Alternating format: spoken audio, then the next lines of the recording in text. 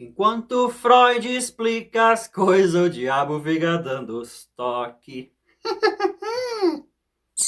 Vamos falar sobre o ego? Esta palavrinha pequenininha emprestada dos estudos de Freud é muito usado no departamento do autoconhecimento, da autoajuda, enfim, da espiritualidade moderna, contemporânea, popular. Em linhas gerais, o ego é considerado uma nuvem, uma duna de algodão, algo não substancial, feito de coleção de experiências transitórias, que chamamos memórias, que com o tempo de vida vão se acumulando e chamamos de eu. Chamado eu inferior, às vezes, né? O ego, a nossa persona. O nosso papel nesta vida. É tipo um átomo. A concepção do átomo, a menor partícula de substância física.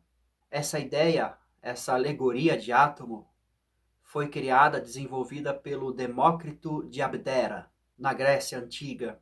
Já faz tempo depois da era atômica, da ciência nuclear, quântica, nos tempos de Einstein e de seus colegas de trabalho, já não entende-se mais o átomo como uma partícula de matéria, e sim como uma poeira de energia, né? Os prótons e os elétrons, o positivo e o negativo.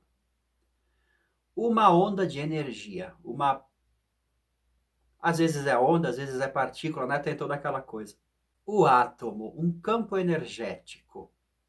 Interessante que Atman é o nome para aquilo que seria a alma na filosofia oriental, né, da cultura Zen. Esses átomos, sejam eles partículas ou ondinhas de energia, eles são independentes, livres, eles existem por conta própria, eles não dependem de mais nada, entende? Eles são subsencientes, autônomos, ou eles dependem de alguma outra lei universal que os sustenta, ao qual eles são conectados. Parece que eles são independentes. Eles fazem a dança toda de troca de elétrons, mas existem leis para isso. Existem, talvez, assim como os objetos da matéria só parecem objetos, talvez os átomos também só pareçam átomos. E as ondinhas de energia talvez só pareçam ondinhas. Existem realidades invisíveis, cada vez mais invisíveis. Esse ponto de vista científico da coisa chegou no limiar entre aquilo que é matéria e não matéria. Matéria e espiritualidade, ciência e religião, na verdade, trata-se do mesmo estudo, do mesmo universo, né? Esses átomos, eles não seriam a Deus, ou seja, a primeira grande causa do universo. Eles estão conectados a uma primeira ou causas anteriores. Eles não são a realidade total e absoluta. Ainda não são. Nem a matéria, nem os átomos, nem as ondinhas de energia. No livro de Einstein, Campo Unificado, ele praticamente ele cunhou essas palavras. A luz cósmica é a mãe de todas as coisas. No princípio fez-se a luz. A luz cósmica é a mãe de todas as coisas. Todos os átomozinhos, todos os 92 elementos químicos têm como matriz a própria luz. E luz é luz. Essa mesma luz de 300 mil quilômetros por segundo. Não se trata de luz espiritual. Se trata desta luz, desta vibração. Ela é 99% vibração ativa, mas tem 1% de inatividade. Assim como cada elemento químico tem a sua densidade, a sua velocidade, a sua passividade, a luz, vamos dizer que ela é o fenômeno material mais ativo. Mesmo assim, ela teria 1% de inatividade. Ela ainda é material. Ela é um limiar. Causa lógica, nós podemos imaginar que haja alguma coisa 100% ativa, completamente imaterial, que sustenta este universo, o universo. Agora vamos falar do mundo mental. E antes de entrar para o mundo mental, gostaria de lembrá-los que na descrição a gente tem livros, videoaulas, bate-papo, shows do Leandro Zen que você pode levar aí na sua cidade, na sua escola. Sim, eu sou um artista que gosta de falar de cultura Zen, mas eu faço música e atividades educativas todas voltadas para meditação, autoconhecimento, é um compartilhamento, né? Até nas músicas, basta ouvi-las para entrar na vibe. Eu acho que faltam artistas que quando abram a boca falam coisas úteis. Eu acho que falta, né? O mundo mental.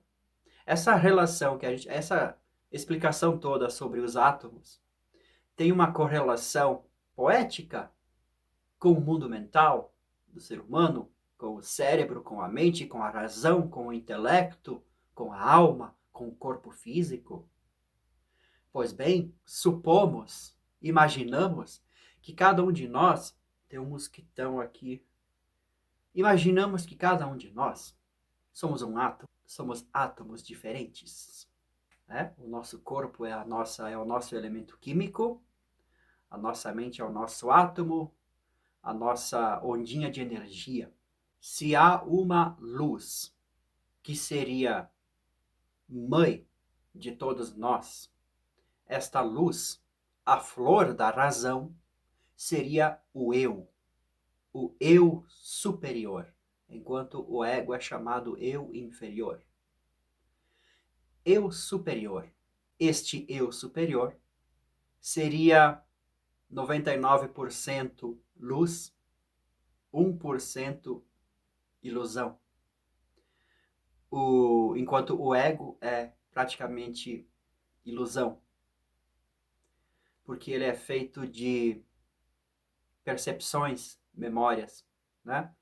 Estava assistindo hoje de manhã um vídeo sobre a psicologia infantil, os vários níveis e as várias transformações que o cérebro da criança de 0 a 18 anos atinge no seu desenvolvimento. E no primeiro aninho de vida, os primeiros 1 ano e meio por aí, a criança, o cérebro da criança, completamente novo e imaturo, não faz divisão entre si mesmo e o mundo. Ele interpreta tudo como o corpo dele mesmo. Eu acho isso muito interessante. Me parece, inclusive, que a iluminação, o nirvana, a espiritualidade busca essa retomada dessa percepção, embora com consciência. O bebê não tem consciência. Ele tem um presente. Ele está no paraíso. Aos poucos ele sai do paraíso, ele entra para o intelecto, para a mente, para as memórias e tudo mais. E no andar da carruagem espiritual, talvez ele possa reconhecer novamente que tudo não passa de uma ilusão e que ele é um com o todo. Muito interessante isso. Então, o ego, esse eu mental, ele é uma manifestação individual deste eu universal, né? Cada um de nós tem toda uma gama de experiências diferentes, distintas e transitórias, que fazem essa dança de troca de energia, troca de abraços e flertadas e flechadas. E todos somos conectados a um eu superior. A inteligência, o intelecto, a mente, ela é capaz de observar e calcular e entender e estudar o ego, aquilo que é externo, aquilo que é partícula, aquilo que é corpo, pessoa, identidade. No entanto, o eu superior, essa visão mais ao contrário da vida, este retorno consciente ao estado universal, ele só pode ser alcançado pela nossa razão. Razão não é intelecto. Razão é uma capacidade mais espiritual. Há quem diga que racionalidade e espiritualidade é a mesma coisa. A princípio, vamos entender assim, não etimologicamente, mas poeticamente. Neste sentido, o intelecto, a mente, a inteligência, seria Lúcifer. Lúcifer. E ele estuda o quê? A ilusão da matéria. Maia, a mentira. No sentido de que é uma ilusão, é uma aparência. Só que esse estudo pode simplesmente deixar a pessoa fascinada pelos elementos da matéria, pelas posses, pelas paixões, pelo desejo das coisas externas. O entendimento do mundo como um jogo externo, separado, dividido. Já a razão, que é o logos, ele dá ao homem o sentido de unicidade. Ele traz de volta mais para próximo da verdade, da realidade universal. E essa capacidade de racionalidade, espiritualidade, depende única e exclusivamente de cada um de nós. Como que funciona? A nossa mente, cérebro, intelecto, inteligência, seria como uma espécie de luneta. Uma luneta. Você já viu aquelas experiências de luneta com a luz do sol, que o pessoal queima as formiguinhas, coitadinhas, ou põe fogo no papel? Pois bem, como é que isso acontece, né? É a luz do sol intensificada pela lente, né? Você já pensou que a luz do sol vem de muito longe daqui? E um instrumento tão pequenininho é capaz de intensificar a força solar? E a força solar, tipo, ela não está aqui para queimar formigas ou papéis. Ela dá vida também para tudo que existe. Então ela é uma luz quase que materna, envolvente. E através dela há todas as possibilidades. A existência pode se fazer dela para todas as possibilidades ao ser humano, ao intelecto. Esta lente, esta luneta chamada mente, intelecto, inteligência, pode focar a luz do sol, né? Entendeu? O exercício de foco é capaz de intensificar esta luz espiritual, racional, mais elevada. A nossa mãe. Então é por aí. Para você entrar em contato com o eu superior, o seu eu inferior deve ser trabalhado de tal forma a focar o eu superior, encontrá-lo, dar um jeito de conectar-se a ele. Pelo simples fato, eu diria, de estudo de cultura zen, de sacação, de insight, de que isso pode até ser verdade, então eu vou prestar mais atenção, ficar mais em silêncio, deixar que este sol interior se manifeste de alguma forma. Por estar fazendo isso, já é um ajuste na sua luneta psicológica, na sua luneta luciferiana. Você volta a sua inteligência para dentro. E se isso for verdade, né? Então, com o tempo, você vai saber se funciona ou não, se isso te traz mais insights ou não.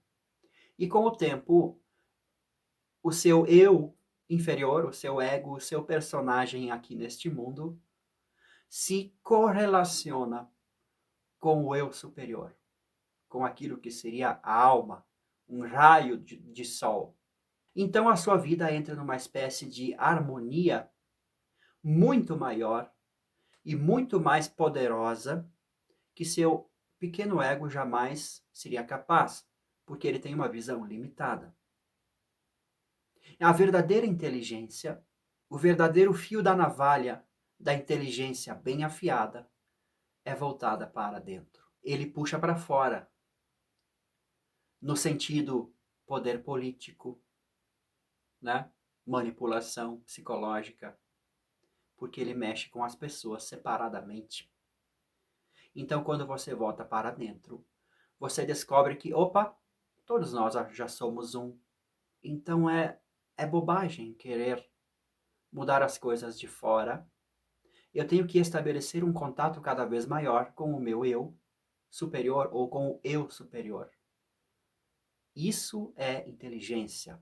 Isso é autoconhecimento. Isso é cultura zen. Isso é o caminho espiritual. E detalhe, você só se conecta ao eu superior. E o detalhe é que o seu ego, a sua inteligência, só vai entender isso de eu superior e conectar-se a ele através do entendimento, vamos dizer, positivo, bom, saudável, construtivo, amoroso. Nunca jamais um sentimento perverso, egoísta e burro consegue entender, sequer perceber a força desse sol interior que está em nós. E este eu superior, o sol interior, a razão, a espiritualidade, ela é poderosa no sentido de que ela é mais luz, ela é mais ativa, mais vibração. O próprio pensamento, muito se fala em poder do pensamento, né? O pensamento realmente tem poder. O pensamento positivo construtivo e o pensamento negativo, ambos têm poder de destruição e de vitalização. Então, a partir daí, dos domínios da própria mente, do próprio intelecto, você é capaz de ir se transformando, se voltando para o mundo interior. E só alcança o mundo interior, naturalmente, os pensamentos positivos, construtivos. Esta é uma primeira análise, uma análise bem básica. Talvez, enquanto mais você entrar no seu mundo interior, menos vai fazer sentido esse negócio de positivo e negativo, mas num primeiro momento faz sentido. E é interessante. Então entenda que, ajustando a tua luneta mental, o eu superior vai se manifestar mais forte. É uma manifestação. Você não causou nada. A causa é muito além de nós, da nossa mente.